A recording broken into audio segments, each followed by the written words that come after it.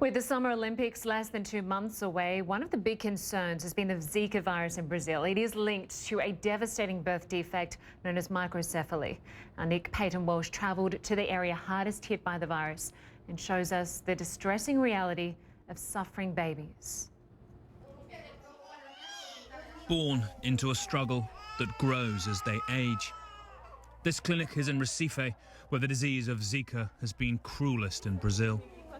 Heaving with what happens when babies with microcephaly grow, and so do their problems. Unable to tell us the pains, agonies they may or may not be feeling, or what we can do to help. It was when he was born and we faced the other people in the hospital. Their expressions, seeing and accepting the difference, for me, that was the hardest phase.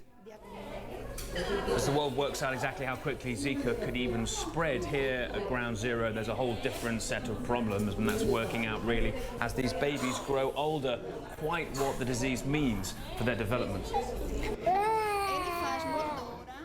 Arthur cannot eat. Doctors say his brain can't switch between swallowing and breathing properly, so he's fed by a drip and stunted in growth. The size of a 3-month-old when he is now 8 months. They're testing his hearing, seeing if he turns his head to look. A little to the right, to the left, nothing. This is how it goes here. Every minute, discoveries that alter a child's future. Victoria was abandoned by her natural mother at birth, adopted by Kelly a month ago. When we saw her, we fell in love with her. I didn't want to know what she had. That didn't matter. She's my daughter. And today may change her life. She's having her eyes stimulated, being fitted for glasses to find out if she can see at all. It's hard to tell what she sees if the bright lights became real shapes. With Lynda, it's a little more palpable. Her first sight. But still, her arms stiffen straight. Her underdeveloped brain telling them to do so. They talk here of prejudice, of days spent ferrying children between specialist doctors, of being fired from work because of that, of a lack of state money to pull them through. This is the world that Zika brings, and here and globally, it is only beginning. Nick Paton Walsh, who filed that report, joins us now from Rio. Nick, still so little is known about this virus. Even the Centers for Disease Control and Prevention has admitted that it's scarier than they initially thought. I think the problem is that so little is known, as you say, and even in that clinic, I think the journey of discovery to work out the kind of problems these children will face as they grow, hearing, vision, their muscle, the ability for their muscles to be controlled by the brain, that is something they just learn more about every single week. Now, from the more broad level in terms of how the disease spreads, the WHO just last week warned people if they thought they were in contact with the Zika virus not to have unprotected sex for at least 8 weeks after that moment. It just simply seems that day by day scientists are acquiring more information, changing the perspective of how they view this disease. Yes, here in Brazil in the winter months there is a lesser level of infection, but it may, many are concerned, come back at a higher rate. And as you see there, the actual infection of pregnant women and the birth is the beginning, and it's only that journey as the months continue, where the child grows, that they begin to learn the full extent of the impact of microcephaly. Yeah, such a tough time for those parents.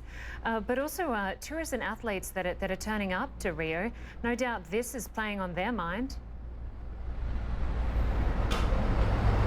Well, we are increasingly hearing from a number of athletes their concerns. Pau Gasol, the basketball player, recently, even at the beginning of the outbreak, the American female goalkeeper for soccer, Hope Solo, expressing their concerns, simply, I think, because there's so little known about Zika. When it first emerged, there was a lot of understandable fear and worry, and I think that has continued as time has gone by and yet there hasn't been a growing confidence that the scientific community is completely across how it is spread and what it actually does to human beings. The distraction is the key issue, Lynda. People coming here should be focusing on sports, should be focusing on the joyous nature of the Olympic Games and frankly such a beautiful place as this, but it is the concern of quite what could be hidden here with the terms of the Zika disease, whether they are fully aware of the full extent of the different ways in which it can be spread and what that may mean for athletes who, yes, focus on wanting to compete in what could be the most important competition for some of them of their lives, but also have to bear in mind their future health as well.